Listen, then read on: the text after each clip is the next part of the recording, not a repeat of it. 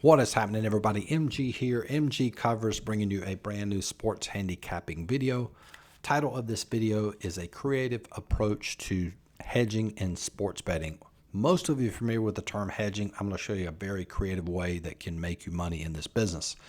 Before we do that, as always, if you're watching this channel for the first time, I greatly appreciate you subscribing. If you want to learn the unadulterated truth about sports betting, how to make money in this business, how to create models, follow this channel, subscribe to the channel. You will learn a ton simply by subscribing and watching the videos. If you follow me on social media, MG Covers, Covers spelled with a Z, give out a ton of content there. Just gave out a nice little free play for Major League Baseball that won. Huge dog.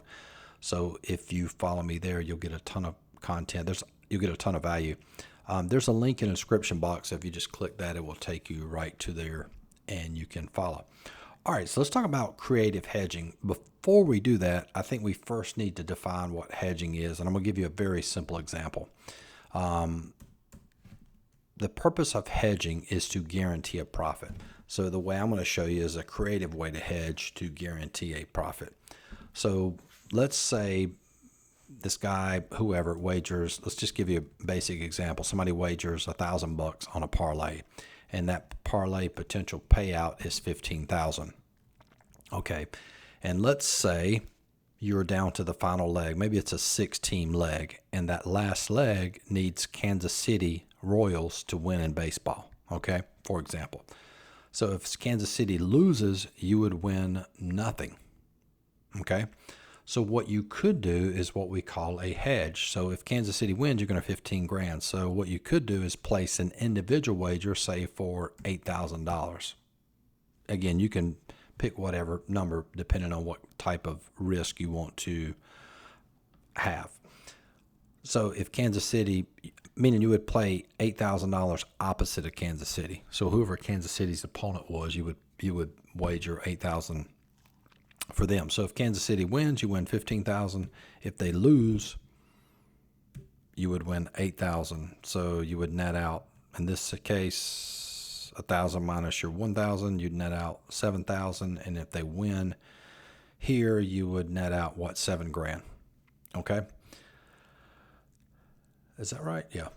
So that's the most normal way to hedge. Or you can hedge in live betting. Let's say you're in NBA, you're wagering, you have a team that's plus 120 that you wagered on before the game started. Well, let's say they go up by 10, maybe 12 points in the first quarter. Now they're going to be heavy favorites, and the opponent is going to be a huge dog, and maybe their opponent now is plus 180. So you could basically, if you wager, say, $100 here, you could wager 100 on this one, and you have an automatic win regardless of who wins the game. So the purpose of hedging is to ensure a profit. That's why this example I'm going to show you next is a very creative way. Now, let me show you this screenshot first. This was from June the 20th, Baltimore, Tampa Bay. And before I dive into details, my goal as a sports handicapper is to turn a profit every day. And people don't realize this. When you get involved in this business, you're actually running a business. You're not wagering on games. You're running a business. And the premise and purpose of any business is to turn a profit. And if you focus on turning a profit daily, very important, you will turn a profit monthly. If you turn a lot of monthly profits, you will turn a yearly profit and make good money in this business. So, but again, it comes back to focusing on profiting every day. So let's look at this example from June the 20th. This was our very first wager. We had 2 other wagers behind this that we were considering. It's very important about not placing all your wagers at the same time. So we played Baltimore here. We played it for 1/3 unit for me. So 1 full unit's $1,000. This is 1/3 unit, $333 risk with a potential payout of $493. Well, look what happens in the top of the third. I'm not sure when they scored these runs. Baltimore is up 6-0 in the top of the third. Okay. And this is from betstamp.com. Very good app. I just did a review on them.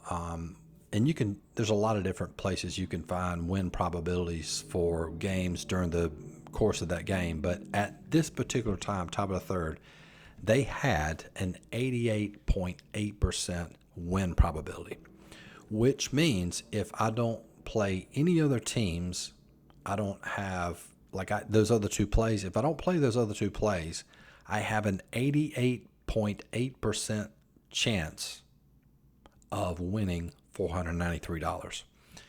Now, hypothetically, if I played my other two wagers, this win probability could go down, because if I have an 88% chance of winning this game, what happens if I lose those other two games? More than likely, if I wager the same amount, I would end up with a losing day, right? Because if I wager 2/3 unit on both of those plays, a third unit each on those plays for a total of 2/3, I lose that one, be down 666. And even if that wins, I would still be in the hole. So what I decided to do at this point, this was going to be my only play for the day. So that's why I call it creative hedging. A lot of times you hedge, you make another wager to ensure a profit. In this particular case, that's why I call it creative hedging. I'm not going to play any other games because I have an 88.8% chance of cashing this wager and walking out with basically half a unit for me, which is a solid day. Now, Baltimore did go on to win, and the next two wagers I was considering, one won and one lost.